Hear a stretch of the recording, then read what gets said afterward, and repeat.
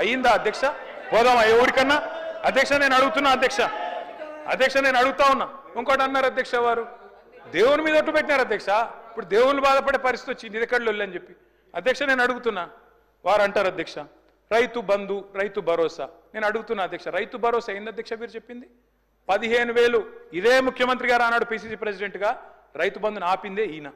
పోయి ఎలక్షన్ కమిషన్కి లెటర్ ఇచ్చిందే ఈయన. ఆ లెటర్ కాపీ ఇక్కడ ఉంది నా దగ్గర. ఇగో ఇది లెటర్ కాపీ, రేవంత్ రెడ్డి గారు స్వయంగా ఇచ్చిన ఉత్తరం కాపీ ఎలక్షన్ కమిషన్ కు. ఆపిందే మీరు. మళ్ళీ మీదికెళ్ళి మేము దాచుకున్నాం మేము ఆపినామని చెప్తారు. నేను పంపుతా అధ్యక్ష ఇది మీకు.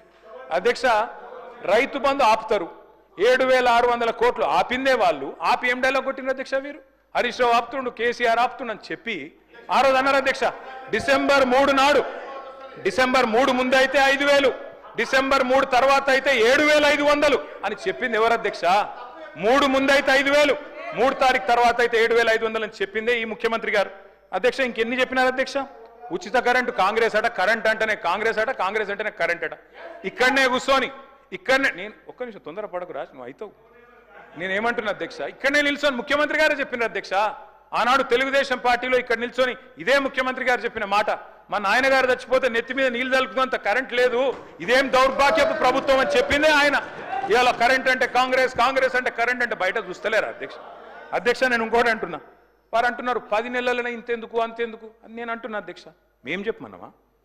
100 రోజులు 6 గ్యారంటీలు, తొడలు కొట్టుడు, మెడలు కోసుకుంటానుడు, బాండ్ పేపర్లు, అఫిడవిట్లు, దేవుళ్ళ ముంగడ పెట్టుడు ఎవరు పెట్టింది అధ్యక్ష? 100 రోజుల్లో ఇస్తామని తులం బంగారం ఎవరు చెప్పిండ్రు అధ్యక్ష? ఎందుకు ఇస్తలేరు తులం బంగారం? ప్రజలు గోల్డ్ అనుకొని ఓటేసిరు, కానీ వీళ్ళు రోల్డ్ గోల్డ్ వెళ్ళిండ్రు అధ్యక్ష. గోల్డ్ అనుకున్నారు, రోల్డ్ గోల్డ్ వెళ్ళింది. లంకె బిందెలు దొరికేదాకా అవ్వాలి అధ్యక్ష మేము? ప్రజలు ఎప్పటిదాకా ఎదురు చూడాలి? లంకె బిందెల కోసం ఆగన్నా? ఇంకా ఎంత అబద్ధం, ఎంత పచ్చి అబద్ధం అంటే అధ్యక్ష నేను అడుగుతా ఉన్నా అధ్యక్ష, ఇక్కడ మీరు చెప్పేది తప్ప, కాగ్ చెప్పేది తప్ప? రేవంత్ రెడ్డి లెక్కలు తప్ప, కాగ్ లెక్కలు తప్ప అధ్యక్ష? చెప్పాలి.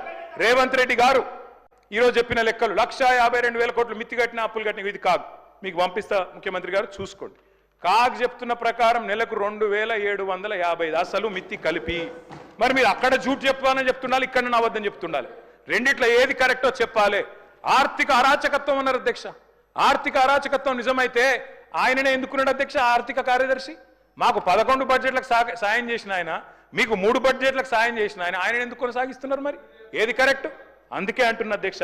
ఇంకోటి బోనస్, అది కూడా గొప్పగా చెప్పిన అధ్యక్ష. బోనస్ బోనస్ ఇగో అధ్యక్ష, ఇది కాంగ్రెస్ మేనిఫెస్టో. పేజ్ నెంబర్ చూసుకోండి, పేజ్ నెంబర్ 8. ఏం చెప్పిన అధ్యక్ష ఈ మేనిఫెస్టోలో? వరి ధాన్యం మద్దతు ధర 2183. దేనిది మద్దతు ధర? ఇది దొడ్డు వడ్లది. 2183 అంటే దొడ్డు వడ్లు. దొడ్డు వడ్లకు మీరేం చెప్పినారు? 500 కలిపి 2,683 ఇస్తామని చెప్పిండ్రు. ఇచ్చిండ్రా? మీరేం చెప్పిన? మొక్కజొన్న 1,670 కలిపి 2,200 ఇస్తాం. కందులు 6,300, 6,700 ఇస్తాం. సోయాబీన్ 3,950, 4,400 ఇస్తాం. పత్తి 6,025, 6,500 ఇస్తాం. మిర్చికి మద్దతు ధర 15,000 ఇస్తాం. పసుపుకు 12,000 ఇస్తాం. ఎర్రజొన్నకు 3,500 ఇస్తాం. చెరుకుకు 4,000 ఇస్తాం. జొన్నలకు 3,050 ఇస్తాం. ఒక్కటని ఇచ్చిండ్రా? బోనస్ బోగస్ కాలేదా? రాష్ట్రంలో రైతులు చూస్తలేరా? ఎటువడతాడు దబాయిస్తే అయిపోతుంది అధ్యక్ష.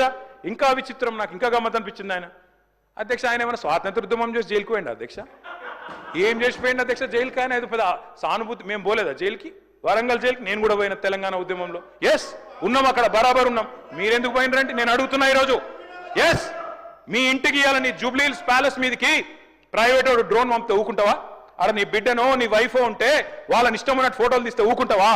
ఎవరి ఇళ్లలో పడతా వాళ్ళ ఇళ్ళ దొరబడతా, నా ఇష్టం ఉన్నట్టు చేస్తా, అరాచకం చేస్తా అంటే ఊకుంటారా అధ్యక్ష? ఇది పద్ధతేనా అధ్యక్ష? అంటే మీ కాడికి వచ్చేవరకే కుటుంబాలు, మీ కాడికి వరకు వచ్చేవరకే భార్య పిల్లలు, వేరే వాళ్ళకి లేరా అధ్యక్ష భార్య పిల్లలు? మీరు ఆనాడు ఇష్టం ఉన్నట్టు మాట్లాడినప్పుడు, లేని రంకులు అంటగట్టినప్పుడు, ఇష్టం ఉన్న సంబంధాలు మాట్లాడినప్పుడు ఆ రోజు లేవా నీతులు? చివరికి మా ఇంట్లో పిల్లల్ని కూడా తిట్టింది మీరు కాదా? ఆనాడు మా ఇంట్లో చిన్న చిన్న పిల్లల్ని పట్టుకొని, మైనర్ పిల్లల్ని పట్టుకొని బూతులు మాట్లాడింది మీరు కాదా? మీరేదో పెద్ద సానుభూతి కోసం మాట్లాడితే ఏం పని చేసిపోయినా మీరు జైలు. అయినా నేను అడుగుతున్నా ముఖ్యమంత్రి గారు, నేను అడుగుతున్నా అధ్యక్ష, జైలుకి ఎవరు పంపుతారు అధ్యక్ష? ప్రభుత్వాలు పంపుతాయా? కోర్టులు పంపుతాయి.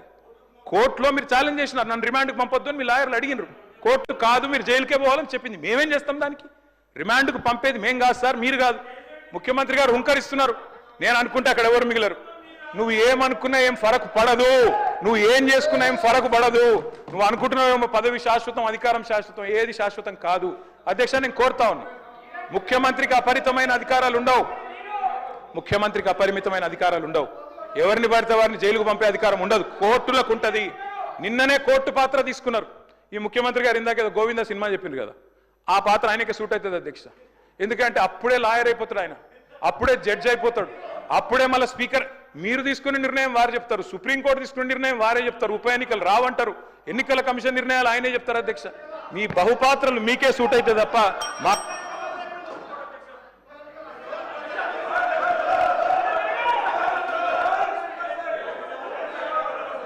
సార్.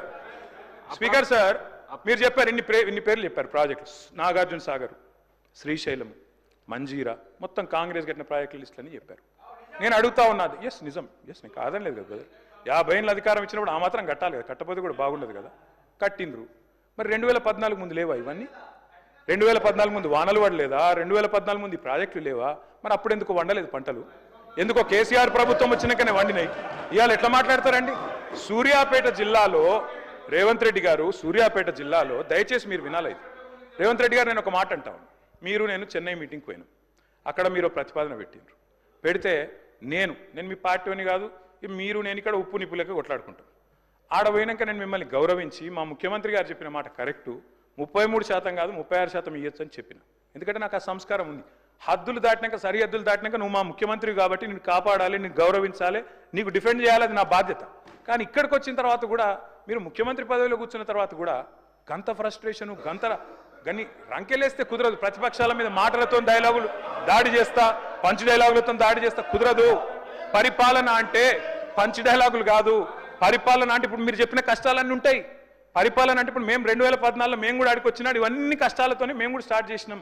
మెల్లమెల్లగా ఒక్కొక్కటి సెట్ చేసుకుంటేనే వీడి దాకా వచ్చినాం. I wish you the best Revanth Reddy గారు. కానీ దయచేసి మీరు అన్నారు కదా కక్ష సాధింపు లేదు. కక్ష సాధింపు లేకపోతే నేను అడుగుతున్నా అధ్యక్ష, ఎందుకు రద్దు చేసినారు అధ్యక్ష? మేము తెచ్చిన పథకాలని, మేము తెచ్చిన ప్రాజెక్టులను. అప్పటికే ఎయిర్పోర్ట్ మెట్రో టెండర్ అయిపోయింది. రేవంత్ రెడ్డి గారికి ఒకటే కోపం ఏంటంటే వీళ్ళు తెచ్చిరు, నేను రద్దు చేయాలి. చేసి పారేసిండు. ఓకే, నో ప్రాబ్లం, ప్రభుత్వం మీది, మీ ఇష్టం. ఫార్మా సిటీ రద్దన్నారు, ఫార్మా విలేజ్లు ముద్దన్నారు. ఏమైంది అధ్యక్ష? మీ సొంత నియోజకవర్గం రేవంత్ రెడ్డి గారు కొడంగల్ ఏం జరిగింది? ఈరోజు నేను అడుగుతా ఉన్నా అధ్యక్ష, ముఖ్యమంత్రి గారు తప్పు కాదు, ఆయన బిజీగా ఉంటాడు సహజంగానే. ముఖ్యమంత్రి అంటే ఆయనకు నిజంగా కూడా 18 గంటలు కాదు 24 గంటలు పని చేసినా కావాల్సినంత పని ఉంటుంది. కానీ ఏం జరిగింది రేవంత్ రెడ్డి గారు? మీకు మరి లగచర్లలో ఒకటి పెట్టాలనుకున్నప్పుడు ఏం చేయాలా? మీరో, మీ బ్రదరో, లేకపోతే మీ నాయకులో అందరు కలిసి కాన్ఫిడెన్స్లో తీసుకొని వాళ్ళను అట్లా కాదు ఇట్లా అని ఒప్పించి మంచి జరుగుతుంది మనకని చెప్పి ఒప్పించి చేయాలి. కానీ మీరేం చేసిండ్రు? వాళ్ళు ధర్నాలు చేస్తే పట్టించుకోవాలి, రాస్తారోకలు చేస్తే పట్టించుకోవాలి. 9 నెలలు అక్కడ టెంట్ పడితే పోయిన వాళ్ళు లేరు, అడిగిన వాళ్ళు లేరు. ఆఖరికి అధికారులు పోతే లొల్లయింది. ఆ లొల్లిని మాకంట కట్టి మేమేదో చేసినామంటే నేను రేవంత్ రెడ్డి గారికి విజ్ఞప్తి చేస్తున్నా, మీరు మీరు మీరు మీ నేను కేటీఆర్ గారిని కోరుతా ఉన్నా. ఎందుకంటే పరిశ్రమల